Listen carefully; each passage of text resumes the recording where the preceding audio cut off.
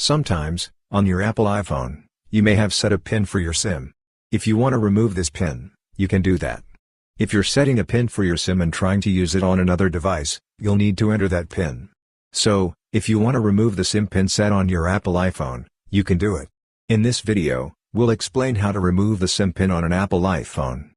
Open Settings. When you open Settings, you'll see an option for Mobile Service. Tap on Mobile Service. Once you tap it and scroll down, you'll find an option for SIM PIN. Tap on SIM PIN. When you do, you might see that it's turned on.